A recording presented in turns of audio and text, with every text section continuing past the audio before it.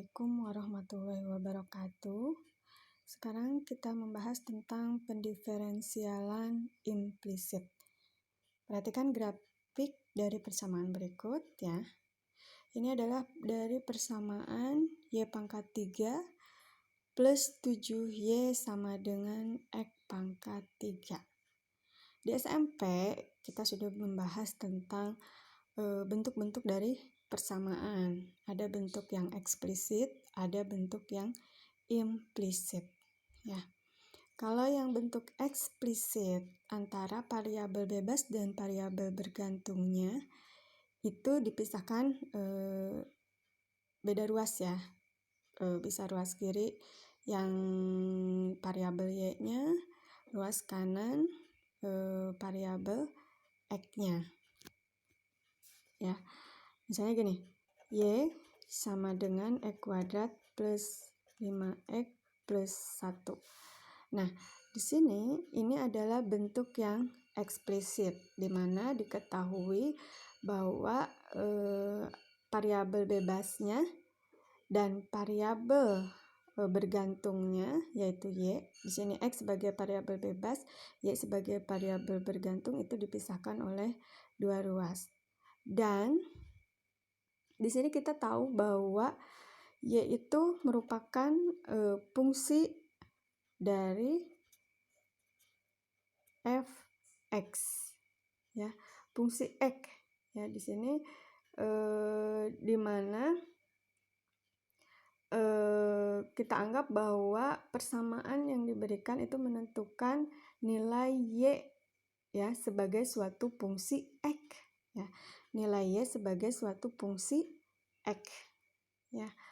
Jadi di sini hanya saja kita tidak tahu bagaimana cara mencarinya kalau dia bentuknya eksplisitnya seperti ini ya, eksplisitnya seperti ini. Nah di sini digunakan aturan rantai ya. Ini sedikit tadi ini adalah bentuk yang eksplisit di mana variabel bebas dan variabel bergantungnya bisa dibedakan. Nah, sedangkan bentuk yang implisit ya, di mana variabel bebas dan variabel bergantungnya itu bisa berada dalam satu ruas. Jadi bisa jadi mencakup variabel X dan juga variabel Y ya. Jadi fungsinya mencakup variabel X dan variabel Y. Nah, di sini sering untuk yang sederhana ya, bentuk persamaan yang sederhana itu misalnya X kuadrat plus Y kuadrat sama dengan 5 ya. Ini adalah persamaan daripada lingkaran. Nah, ini adalah bentuk yang implisit di mana keduanya berada pada ruas yang sama ya, berada pada ruas yang sama. Nah, di bentuk soal seperti ini ya, Y pangkat 3 plus 7Y sama dengan X pangkat 3 ya. Tadi diberikan Y sebagai suatu fungsi X, yaitu kalau bentuk yang eksplisit. Di mana di sini kita udah tahu bahwa apakah mungkin untuk mencari dy per dx dalam keadaan seperti ini gitu kan ya. Jadi intinya kita ingin mencari nilai dy per dx ya dalam keadaan seperti ini ya. Kita cari dy per dx ya. Bagaimana untuk mencari dy per dx-nya dalam keadaan seperti ini. Nah, dibutuhkanlah ya. Jadi di sini dibutuhkan aturan rantai ya pada suku pertama. Nah, kita langsung sebelumnya kita lihat dulu grafik ini. Ini adalah grafik dari persamaan Y pangkat 3 plus 7Y sama dengan X pangkat 3, di mana di sini berpotongan pada satu titik dan garis ya. Ini adalah garis singgung ya. Garis singgung di titik 2,1 ya. Nah, di sini cara untuk menentukan turunan dari fungsi yang implisit tadi ya. Fungsi yang implisit tadi. Nah, maka dari itu langkah-langkahnya kita perhatikan dulu. Yang pertama, turunkan suku-suku X seperti biasa. Yang kedua, turunkan suku-suku Y dan tambahkan dy per dx-nya itu di sebelah masing-masing ya. Yang ketiga, gunakan aturan hasil kali atau aturan hasil bagi untuk suku-suku yang memiliki X dan Y.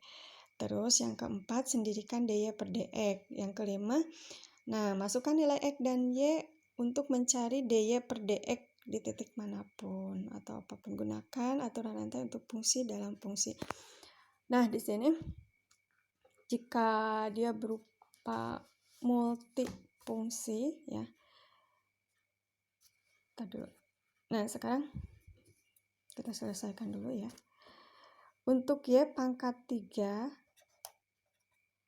plus 7Y sama dengan X pangkat 3 ya.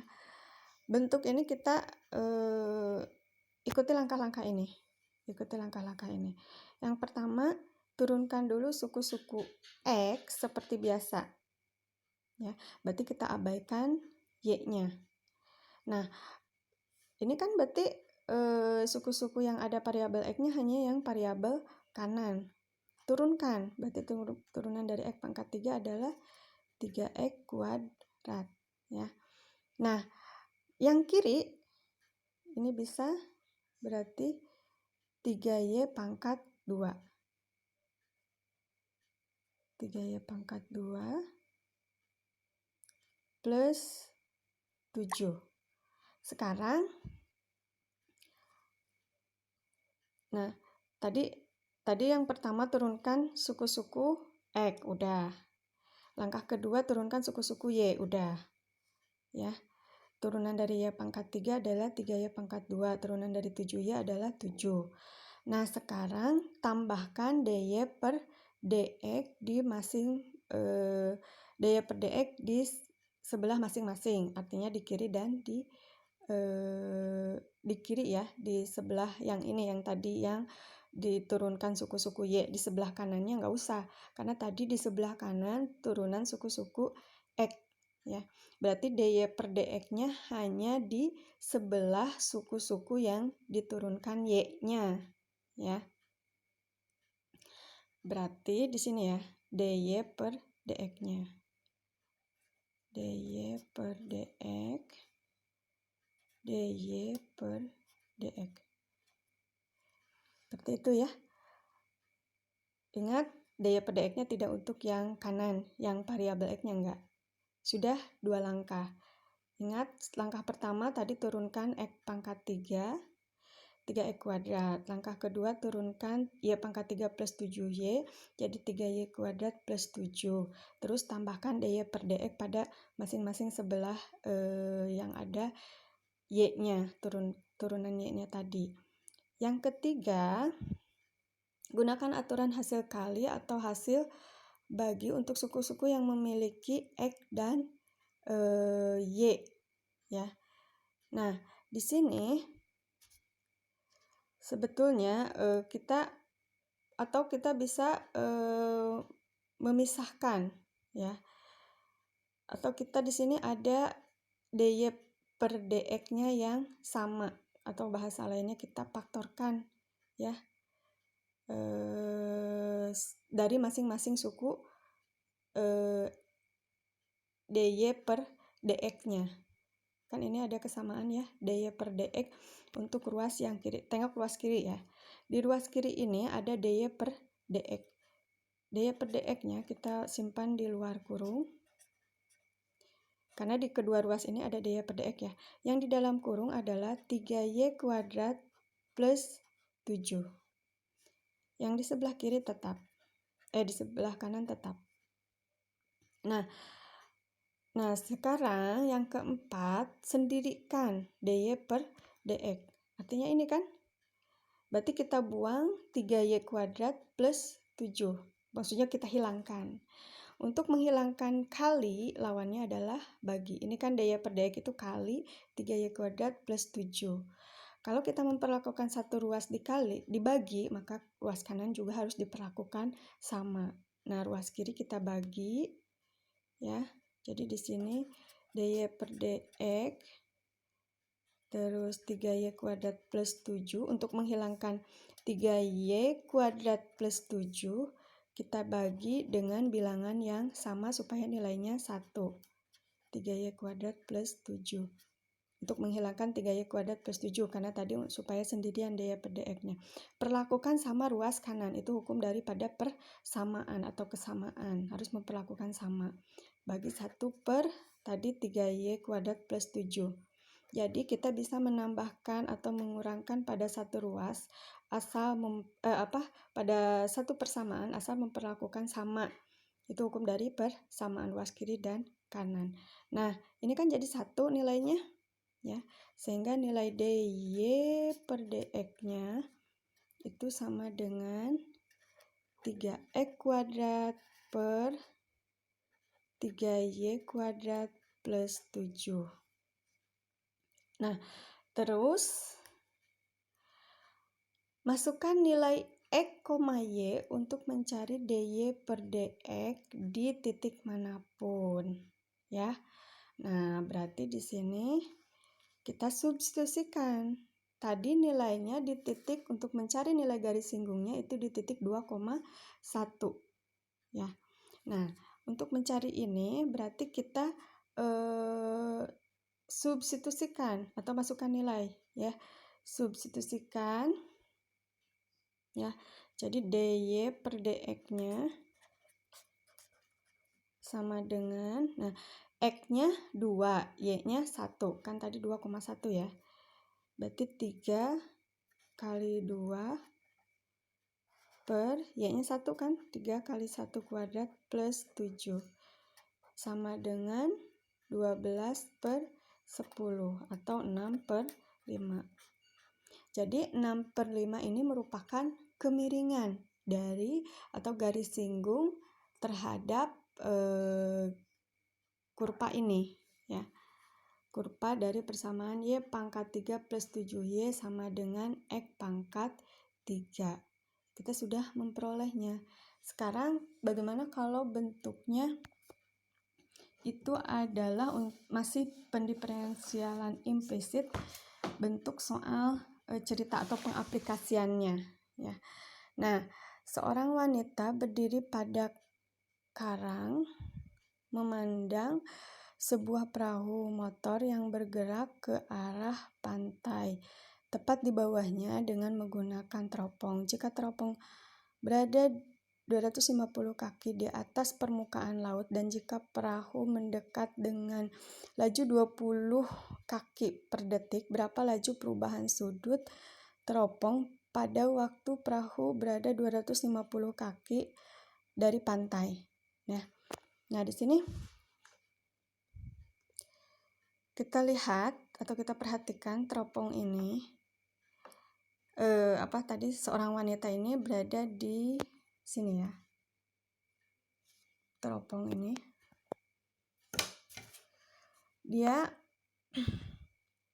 membentuk sudut theta, ya. Terus tinggi ini, ya. Tadi berada 250 kaki, ya. Terus jarak dari perahu terhadap teropong itu adalah 2x, ya. Itu adalah x, ya.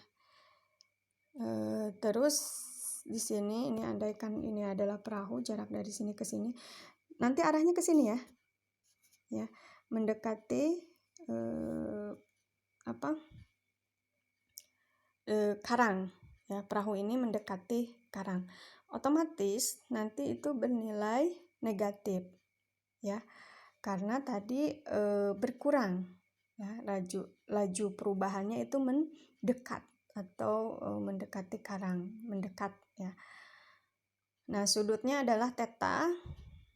Ini seperti kita ketahui bahwa laju perubahan mendekat. Berarti kita diketahui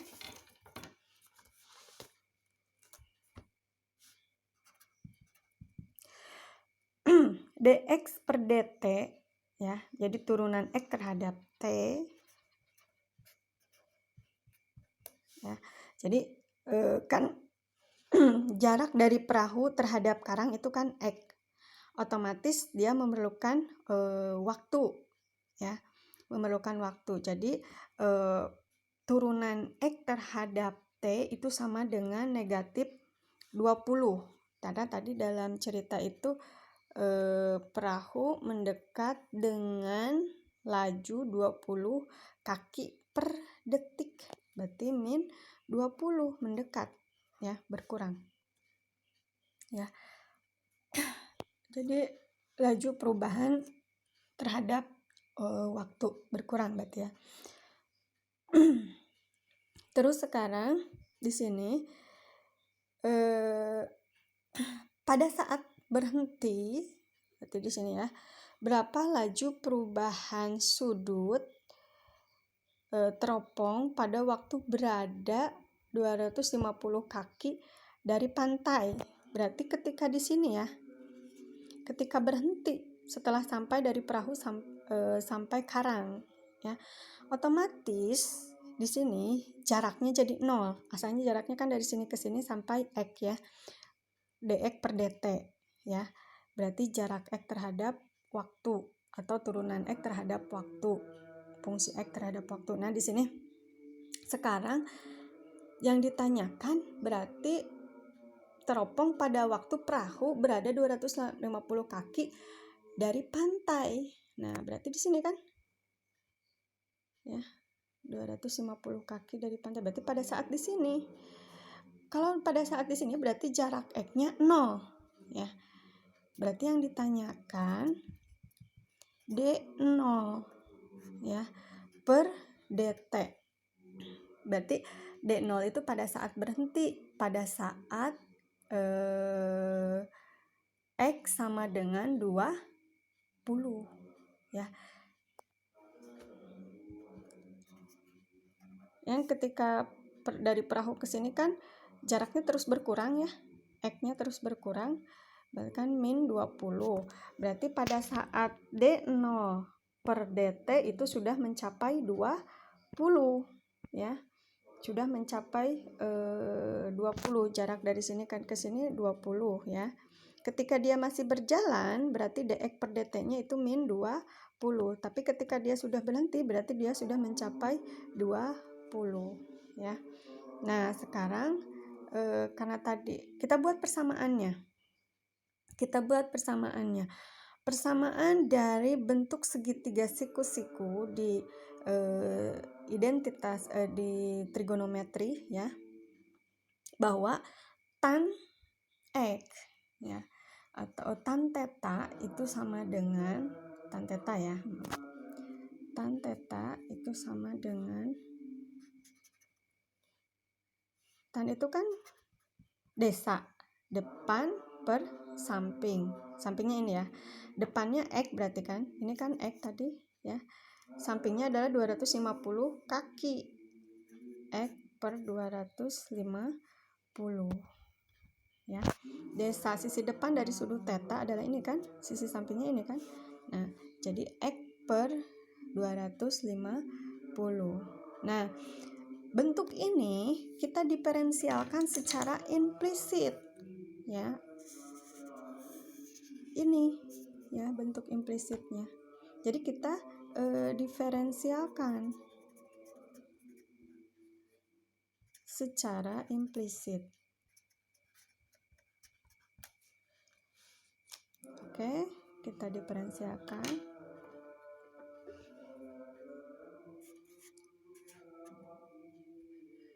Tan tetanya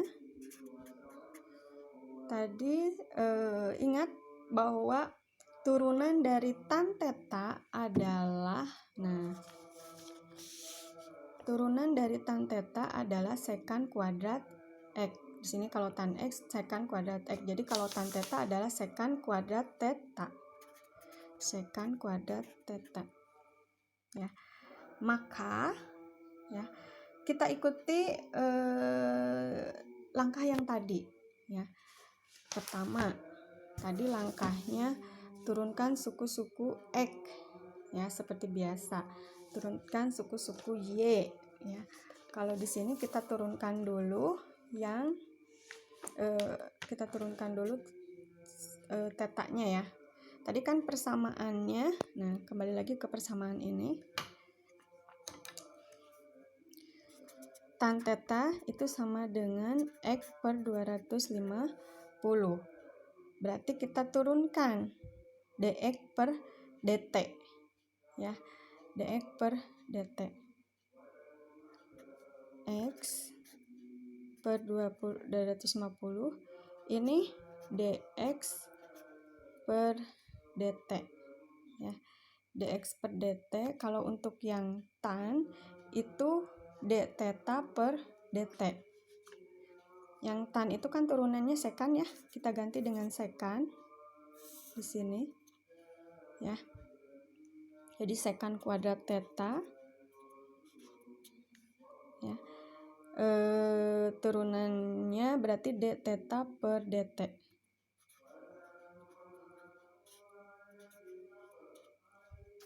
Nah, pada saat X sama dengan 250, X sama dengan 250 dan theta itu pi per 4 ya. Misalnya tetanya pi per 4 ya. Berarti 45 ya. Pada saat tetanya itu pi per 4 ya. X sama dengan 250 ya. Maka ya, sekant kuadrat pi per 4 kita masukkan pada saat sekant kuadrat pi-nya pi per 4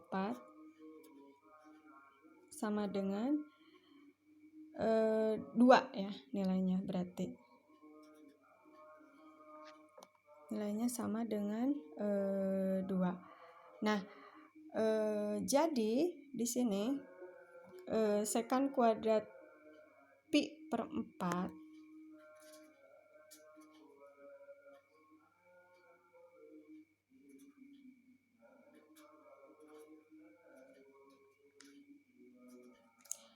ya, berarti 2 d theta ya.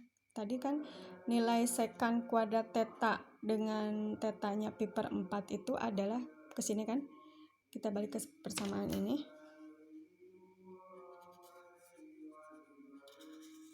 Kita substitusikan nilai sekant kuadrat pi per 4-nya itu 2 ya.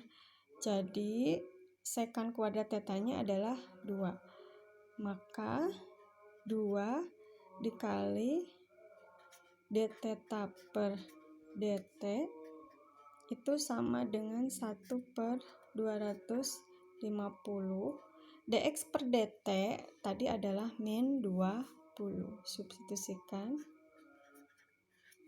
ya. Berarti di sini d theta per dt min 1 per 25 ya. Ini dibagi 2 ya. Berarti min 1 per 25. Maka nilainya min 0, jadi d theta per dt itu adalah min 0,04 radian per detik. Nah, itu untuk d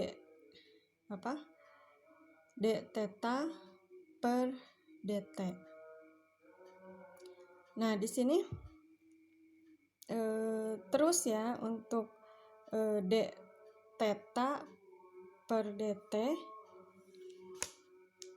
ya. Tadi nilainya adalah min 0,04 ya. Selanjutnya pada